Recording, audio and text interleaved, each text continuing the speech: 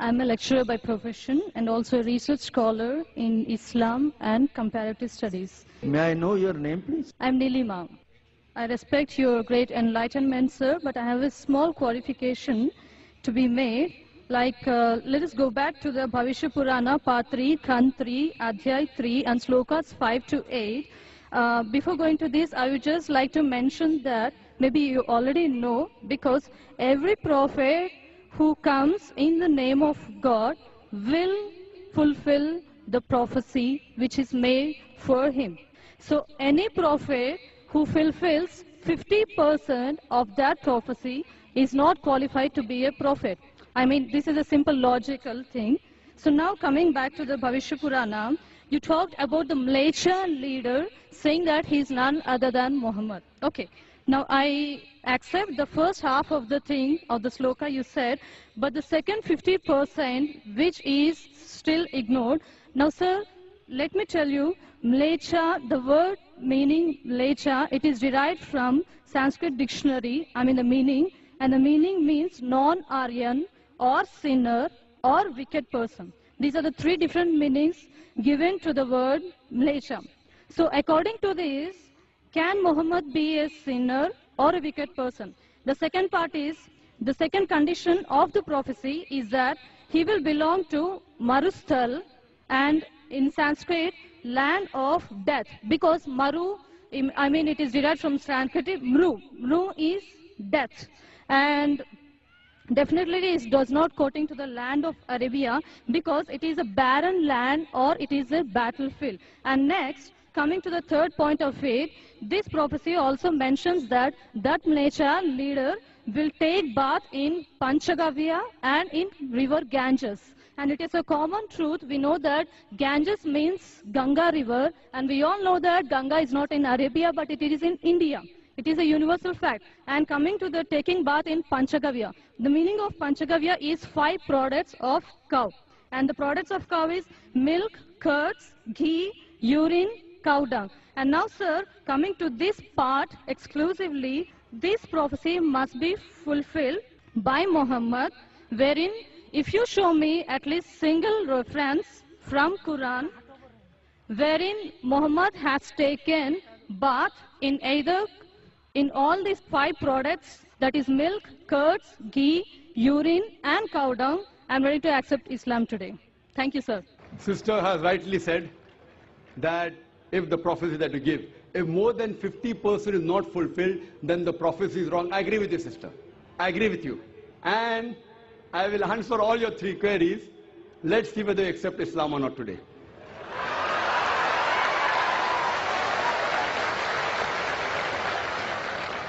That's a different thing, that you may not agree with the truth. I will speak to you. I agree with you. Mleccha, I agree with you, all your 3 definitions. Mleccha, one of the meaning is non-Aryan, meaning a foreigner. One of the meaning is sinner, one is a wicked person. That's the reason, like the Hindus, they call the Muslims as Mleccha.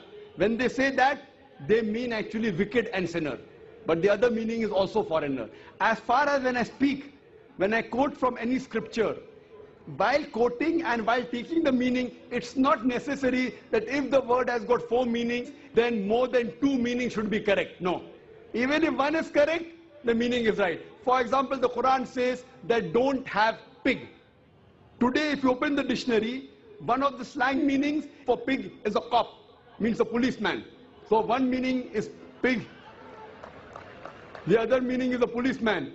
But naturally the Quran and the Bible, when the Bible says in the book of Leviticus chapter number 11 verse number 7 and 8, in the book of Deuteronomy chapter number 14 verse number 8, and the book of Isaiah chapter number 65 verse number 2 and 5, when it says don't have pig, it doesn't mean don't have a policeman. If you are a student of comparative religion, if there are 10 meanings, even if one is correct, you have to choose the right one. 2 may be correct, 3 may be correct, all 10 may be correct. But even if one is correct out of 10, it can fulfill the prophecy. So here I agree with you, sister. Mleccha does mean non-Aryan. To Indian, it will be a foreigner. And I said in my speech when I translated, a Mleccha means a foreigner. Now you want to go in the wrong way and say Mleccha means wicked here. That is a misunderstanding, sister. If you say the Bible says and the Quran says don't have a policeman, that means you're not a student of comparative religion, you are a novice. If any one of the meanings fulfill the prophecy, one more thing, if there's a doubt, there are 10 points I mentioned, all the others can't be refuted. Your second meaning, marustal. One of the marustal I do agree, mar means death, but the other meaning of marustal in Sanskrit is a sandy track. You go back to the dictionary today and open. In our Islamic Research Foundation, we have a Sanskrit dictionary also, sister. I am a student of comparative religion. I do agree, one is a place of death, the other is a sandy track. So why are you taking the wrong meaning? That means you're going out of the way. So if you see the permutation and combination, all the other points I mentioned are 100% correct. Here also, you have to choose the right meaning. So one of the meanings of marustal means a sandy track or a desert. Coming to your third question. And you accepting Islam, inshallah. The third question that I mentioned in the prophecy, that Prophet Muhammad sallallahu alaihi wasallam took a bath in the Panch Garv, in the Ganges.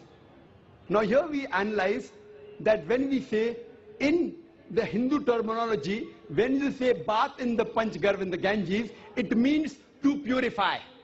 One means actually you dip yourself in the Ganges, which I don't expect the Prophet came and dipped himself in the Ganges. It means to purify.